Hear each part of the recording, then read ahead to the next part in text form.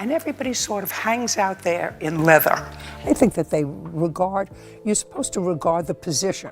A star gets older and fades into the sunset. The star is Judge Judy Sheindlin, and the story is that at 82, her life is, well, just sad. The headlines paint a picture of a TV titan, once the highest-paid personality on the air, now lost and lonely after her iconic 25-year show came to an end. They suggest her famous fire has gone out, and she's now living in quiet isolation. It's a story of decline, of a queen giving up her throne. But this story, the one that's been fed to millions, isn't just a distortion of the truth. It's a complete lie. The headlines tell you her life is sad. The reality is, her life is powerful. The rumors talk about an ending. The truth is, she's just getting started on a bold new beginning. You've probably seen the headlines, the ones that hint at a sad decline. Judge Judy's life is just sad. They want you to picture a lonely icon rattling around a massive mansion, her sharp wit dulled by age, her reign over daytime TV a thing of the past. But they're missing the most important evidence. In fact, they're missing the real story completely. So let's expose the truth behind these rumors and reveal the powerful, inspiring, and anything but sad reality of how Judge Judy is actually living. To understand the truth, you have to see how the fiction was built. The story that Judge Judy's life has taken a sad turn isn't based on one big event, but on a series of half-truths and fabrications, all spun together to prey on our assumptions about getting older. And it all started with the end of an era.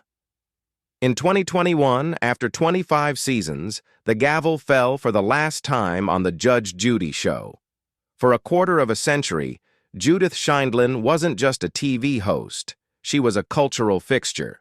Her show was a ratings monster that was #1 for 969 weeks in a row. She was earning a reported $47 million a year, making her the highest-paid host on television. And then, just like that, it was over. For the people pushing the sad story, this was their opening. The end of the show was framed as her being put out to pasture. The narrative hinted that CBS, her network for 25 years, had decided her time was up and was happy to just live off the reruns. This version of the story plays right into the trope of an aging star being cast aside, but it leaves out some critical facts.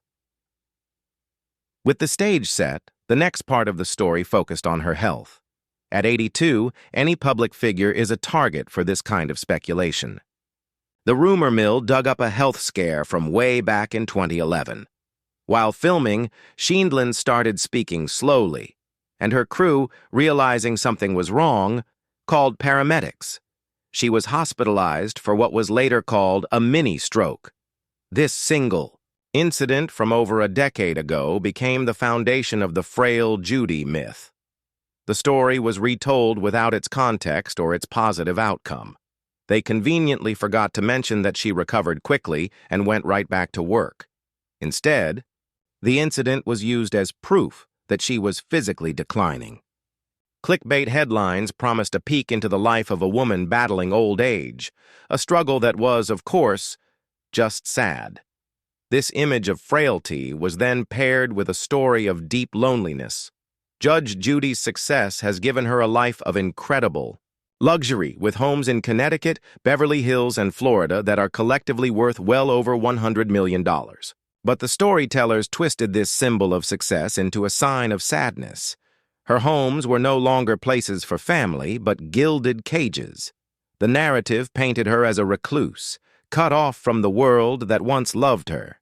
It conveniently ignored her husband, her 5 children, and her 13 grandchildren because acknowledging her vibrant family life would have ruined the illusion of loneliness. The story needed her to be alone, contemplating her faded glory. The final piece of the myth was irrelevance. The end of her broadcast show was spun as the end of her career.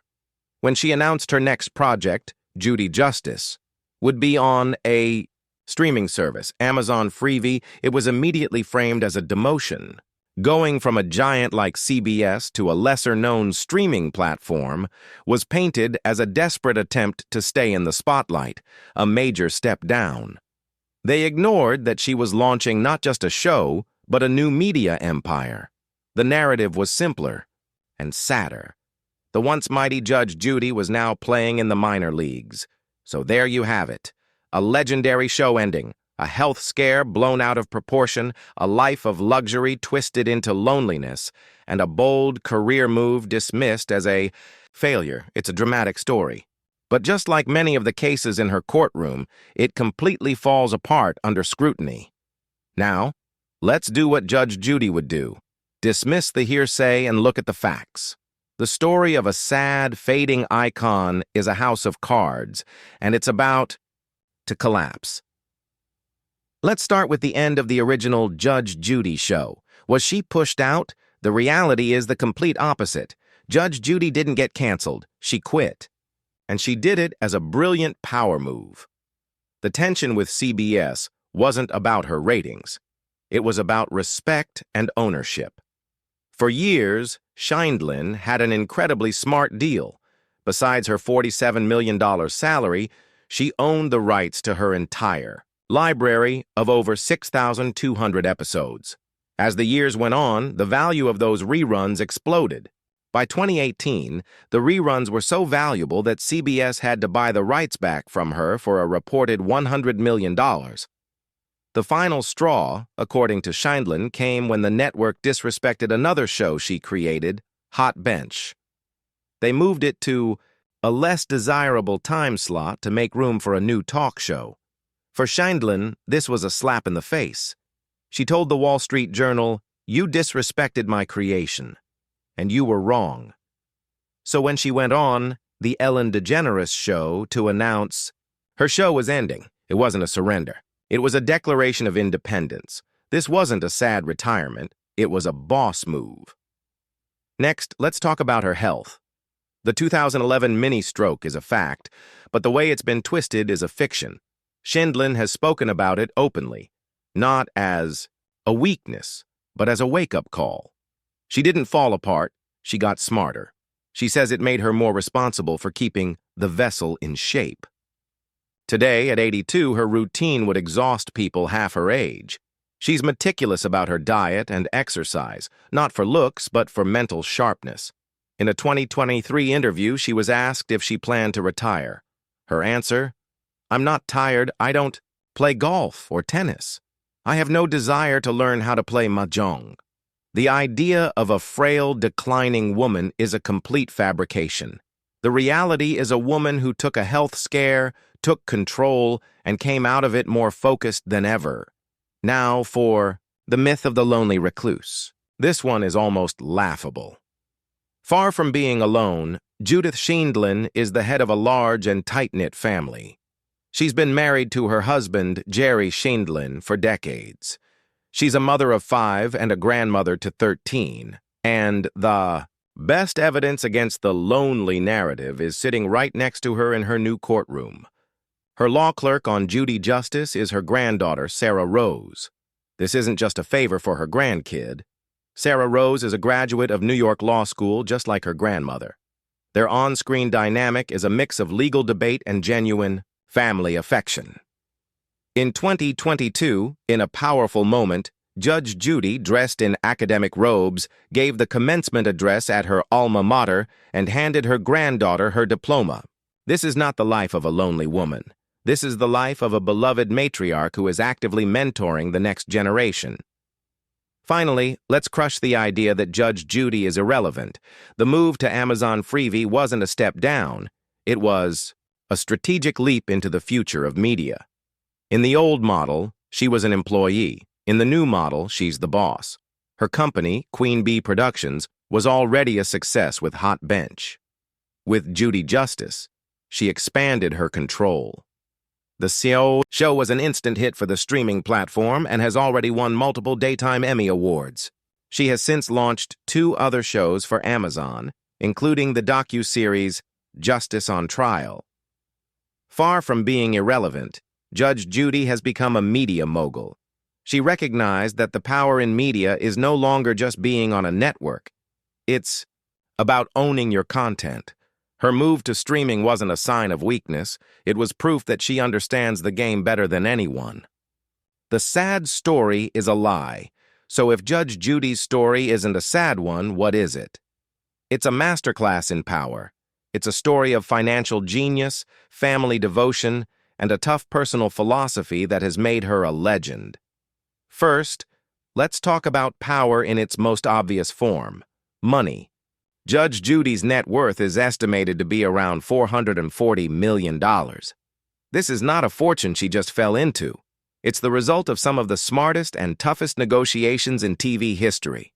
She understood her value early on. Her mindset was simple.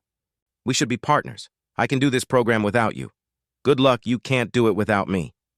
That's the attitude she took into her salary negotiations. She would walk in alone, hand the network president an envelope with her number inside, and say, "This is what I want." It worked, leading to her famous $47 million a year salary. But her real genius move was fighting for the rights to her show's library.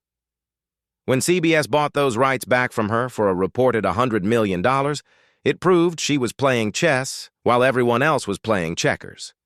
Today, through her production company, she isn't just the talent. She's the creator. She's not a fading star. She's a media mogul who built an empire through pure grit and brilliant business sense. Beyond the boardroom, however, is a different kind of power. The power of family. The idea of her being a lonely matriarch is fiction. Her granddaughter, Sarah Rose, has talked about how family dinners were always filled with legal debates, and she went to law school just so she could get in on the action. It paints a picture of a family where intelligence and ambition are celebrated. Judge Judy isn't just a doting grandmother, she's a mentor who pushes her family to be their best. By bringing Sarah Rose onto her show, she's doing more than giving her a job. She's passing on a legacy. In a world where fame often leads to isolation, she has used her success to build a strong, connected family. This isn't a quiet life. It's a life filled with the love and debate of a family she didn't just nurture, but inspired. Finally, there's the power of her personal philosophy. Judge Judy's on-screen personality isn't an act. It's who she is. She is a fierce believer in personal responsibility, a principle she applies to her own life.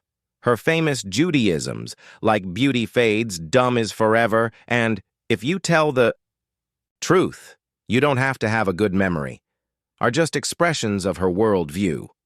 She lives by that code. Her work ethic is a testament to her belief that you earn your own success. She's never been afraid to speak her mind, and that unapologetic. Authenticity is why people love her. She has never tried to be anyone but herself. In a world of fleeting trends, her consistency is her superpower.